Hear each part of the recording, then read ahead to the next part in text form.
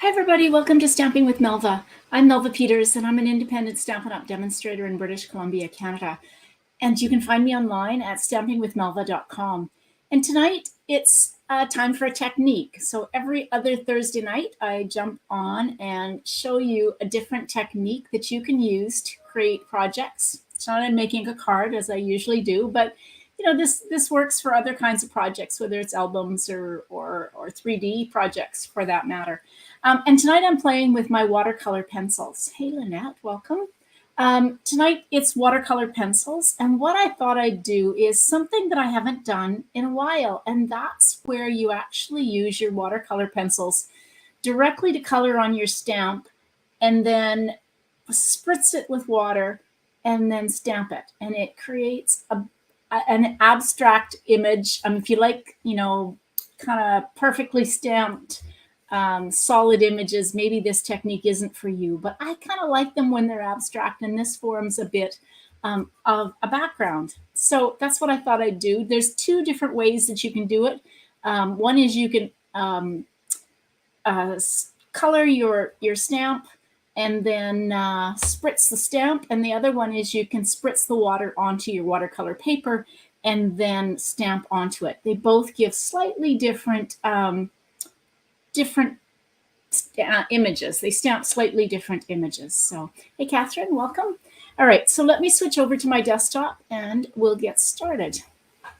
So I thought I would use this Love of Leaves die. As I was pulling out colors for this, I realized that, we're moving into spring here on the West Coast, well, in North America, and yet I'm using kind of fall colors, but it seemed to go perfectly with this Love of Leaves stamp. I just really like this.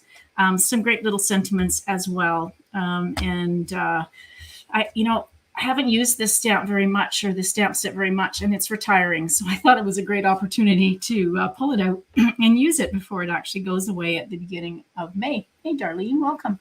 All right, so for this technique, I actually have two different pieces that I have cut out using, I think this is the second largest. I've got them here. I'm using the Stitch So Sweetly. Actually, it's the largest of the Stitch So Sweetly dies. Now, unfortunately, these are also retiring come May, so lots of things to put on your wish list if you don't have, but these are one of my favorite stamp dies. Great set of rectangles as well as some other shapes. So I've gone ahead and cut out two pieces because I'm going to show you two different ways to do this. And this is cut out of the watercolor paper. Hey, Kathleen. Hey, Jacqueline. Nice to see you. And Stephanie, welcome. So when you're doing this technique, you absolutely want to be using watercolor paper because it just will hold the water that you're adding. And you probably want to use your silicone mat to protect your surface. So let's just start with one. What I'm going to do is I've pulled out a bunch of the stamps and I'm creating a bit of a background. You could just use one main image. But what I thought I would do is, well, let's see. Actually, that one, let's do just one image on this one, and then I'll do a bit of a background on the other. So for this one, I'm going to use my watercolor pencils, and I'm going to color directly onto my stamp. So I've pulled out Old Olive, Daffodil Delight, Cajun Craze, Granny Apple Green, pumpkin pie. Again, very fall-like, but I'm going to focus on some Old Olive. And this one you're going to, I hope this actually works now that I've got this out.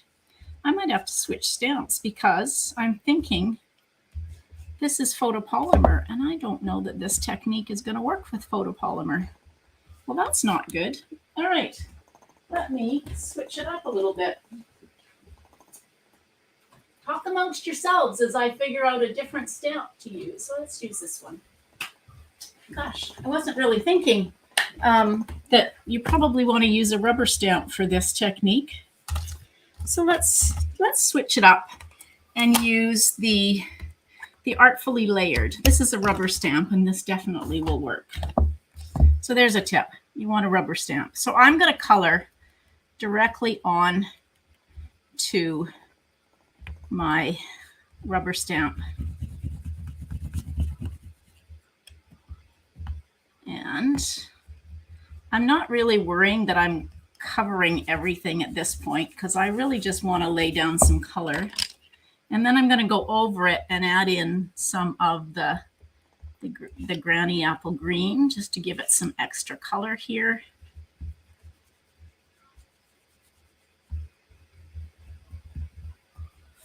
So you want to make sure you've covered over all of the parts of the leaf. Otherwise you'll get a, now let's add some Cajun Craze. I don't want a lot of this because I don't really want a brown leaf, but let's focus kind of on the stem. All right. And add a little bit of yellow in just because it's always fun to do this. This is probably why it's one of my techniques that I like to do.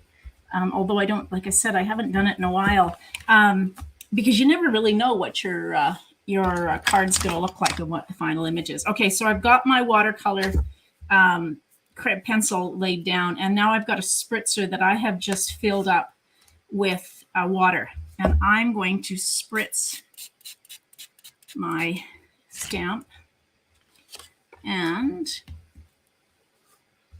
we will. Okay, fingers crossed how this will turn out. So it's very subtle. Kind of like it though, actually. So you can see. Now, if I had added lots of color to this, it would have definitely given me some more depth to it. All right, let me show you the other way to do this. Now I'm going to clean this off a little bit, and I grabbed some baby wipes to clean off my stamp, and I'm going to dry it as well because sometimes I find it hard to lay down the color if this is too wet. Okay, let's add go in and add some. I'm going to put more Cajun Craze on this one. So you can see it's not dry enough. So I'm going to make sure that's not the dry one. Like I said, I find it really hard to lay down the color if my stamp is too wet. Let's put that on there. Just see if we can dry it out. There we go. Let's see if that's better. All right. There we go. All right, let's add some Cajun Craze. You're not being able to see this like I can. It's quite subtle on here because it's basically the same color as my rubber stamp. And you may not be able to see the green either, but anyway, it is, so you're really just adding the green or whatever your colors are on here. And you can see this when it's in front of you, maybe just not on the camera.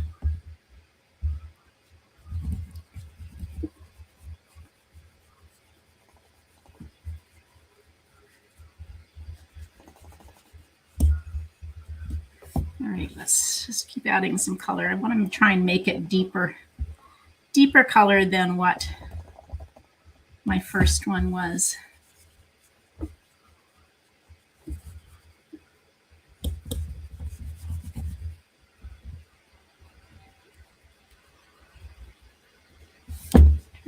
All right, let's put some pumpkin pie into this one, and some Daffodil Delight.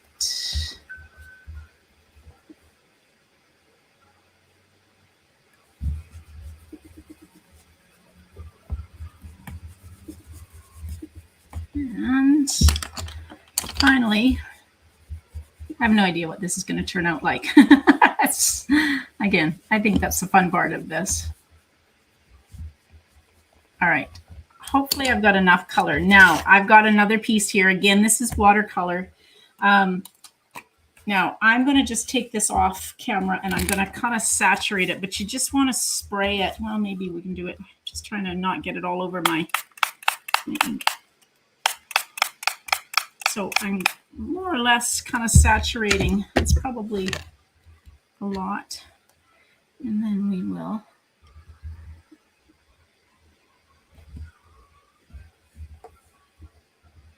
oh gosh, that didn't work at all. Well, I'm not having much success here with this tonight. For some reason,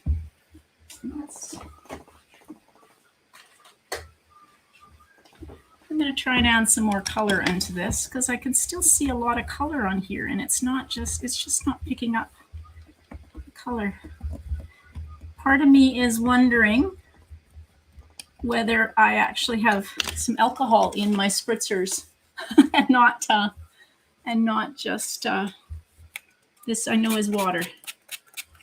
So let's try this again. We're going to stamp right over top of this and see if some of this ink comes out. Oh, there we go. You know what? I think I had some alcohol in these spritzers that I was using as opposed to just water. So there you go. That's what it should look more like where you actually pull it out. Now, this one I actually was going to spritz. It probably wasn't very wet when I put it down because it was alcohol that I spritzed on it. So note to self, always make sure you know what's in your spritzers. But I kind of like, this is very subtle with the green. And then this one definitely has more color on it. So I'm going to use this one and make a card. So use water, works much better when you use water. Now I'm going to take this thank you stamp and I'm just going to stamp this down here. Hopefully this is kind of dry. It was alcohol. There we go. Put the thank you. When you spritz your paper with water and then stamp on it, it tends to flow a little bit more than when you wet your stamp set. So you can see here I've ended up with a leaf that is very much looks like a leaf. But if this had been wet with water as opposed to alcohol where it dried really quickly, the color would have spread out and it would have been much more abstract than what it has turned out like. All right, so I have pulled a piece of old olive cardstock, and this is 4 1/4 by 11, and we're just going to score it at 5 1/2. And as always, I say fold into the mountain. This is the side I scored on. This is the raised line. So fold into that raised line. You get a much better fold. And give this a good crease. So have you guys seen the new in colors that are coming? Oh my gosh, they are so stunning. I don't know which one's my favorite. I did a post. If you haven't seen it on my Facebook page, I did a post with all of the new in colors. They are so pretty. All right, I've got a piece. This is a piece of basic white cardstock that is 4 inches by 5 1/4. And then this is a piece of the layering vellum that is part of the Artfully Composed suite. And I cut this one 3 7/8 by 5 1/8. Just because I wanted just a piece of the white showing behind it. Now, I always find that the adhesive shows underneath my vellum, so I tend to always adhere it in the middle or wherever it's not going to show. So I'm just going to use some snail here in the middle and then put this down. And so my vellum will be kind of free floating just because I don't like to see the adhesive. All right, and then we'll just adhere this on with the snail or whatever, or snail. There we go. It's Stampin' Seal. Funny how that comes out. Stampin' Seal. Oh, the pinks and blues and the new in colors. Yes, they are amazing, Susan. You're right. I kind of like the Parakeet Party one, the kind of the lime greeny yellow. It's just really pretty too. Okay, so now I pulled some actually, there's a fair amount of yellow in this. So this is Bumblebee gingham. So let's kind of bring this around. Just going to cut this.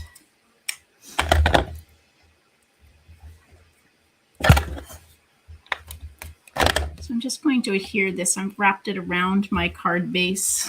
Let's try and get it straight if I can. That. All right, for those of you in Canada, who's participating in our BOGO sale on Saturday? Diane and I have a BOGO sale on Saturday. So if you're part, I've posted the link to the group on my Facebook page and the group.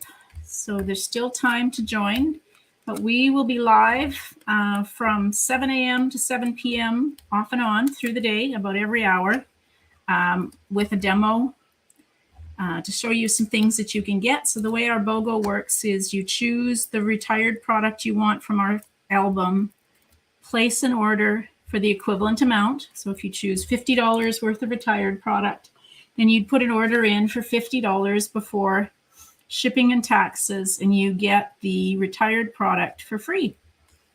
How good of a deal is that? And I didn't bring any embellishments over for this, but that's okay. You just pay the postage if you're not local. So that's on Saturday. So if you're not part of the group yet, it's still not too late to join.